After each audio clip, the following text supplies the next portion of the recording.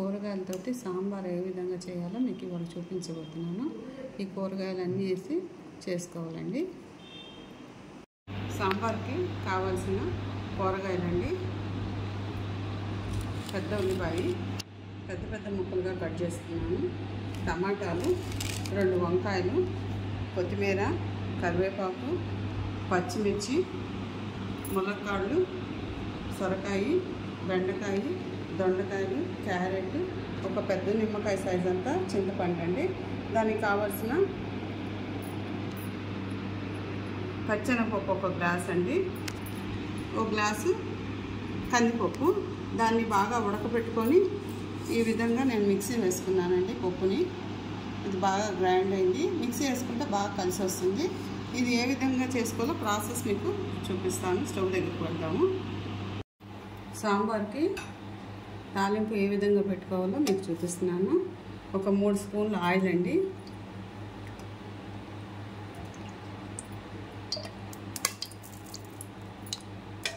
దాంట్లో కొంచెం తాలింపు దినుసులు 4 ఎండుమిరపకాయలండి,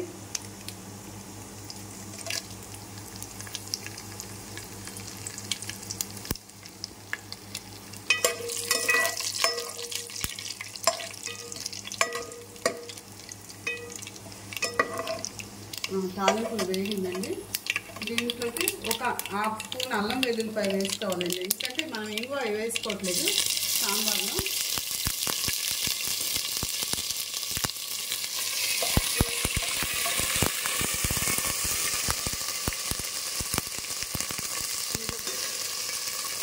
కొంచెం కరివేపాకు,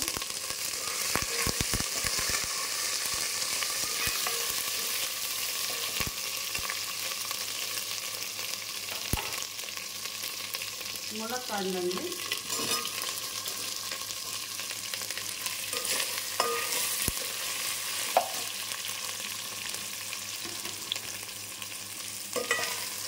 ఈ ములక్కాడలు కొంచెం లేట్గా అవుతాయండి ఉడకలు, అందుకని నేను ముందు వేసుకున్నాను తాలింపులని. దీంట్లో కొంచెం దొండకాయలు కూడా వేసుకోవాలి.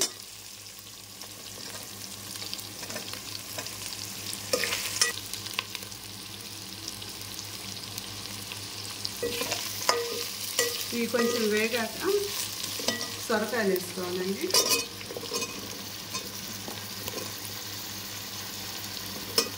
ఒక 5-6 పచ్చిమిర్చి వేస్తున్నానండి. అలాగే సాంబార్ కాబట్టి పచ్చిమిరపకాయలు కట్ చేయలేదండి.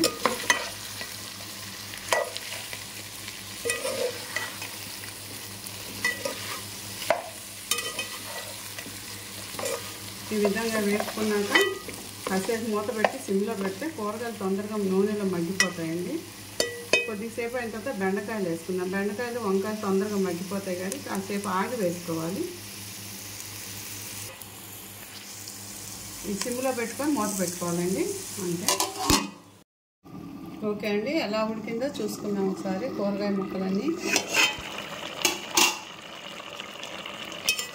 బాగా ఉడికిపోయిందండి. టమాటాలు కూడా వేసేసాను, అది మీకు చూపించలేదు. బెండకాయలు కూడా ఉడికిపోయింది. దీంట్లో ఇప్పుడు 1 స్పూన్ పసుపు అండి,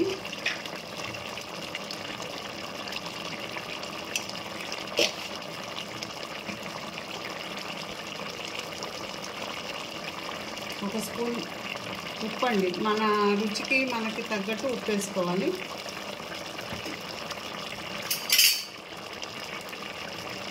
ఒక స్పూన్ కారం అండి.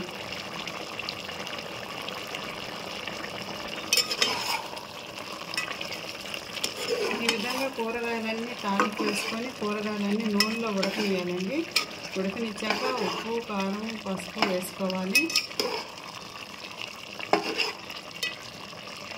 దీంట్లో మనకు కావాల్సిన చింతపండు గుజ్జు కూడా వేసుకోవాలండి. ఇది పెద్ద నిమ్మకాయ సైజ్ అంత చింతపండు జ్యూస్ తీసుకున్నానండి, గుజ్జు దీంట్లోకి వేసుకోవాలి.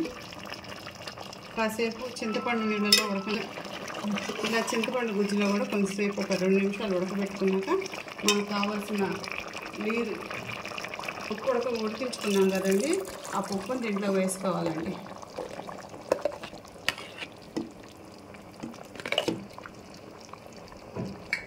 నీళ్ళు చూసి సాంబారు చిక్కదనం చూసి నీళ్ళు కూడా కలుపుకోవాలండి.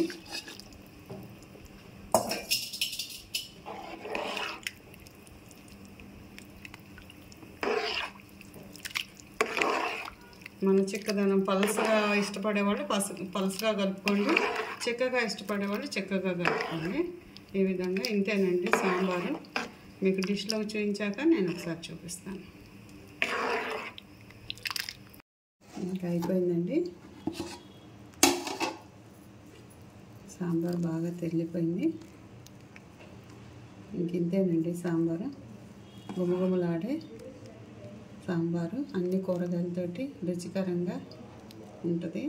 దీంతో కడుపు నిండా అన్నం తినొచ్చండి.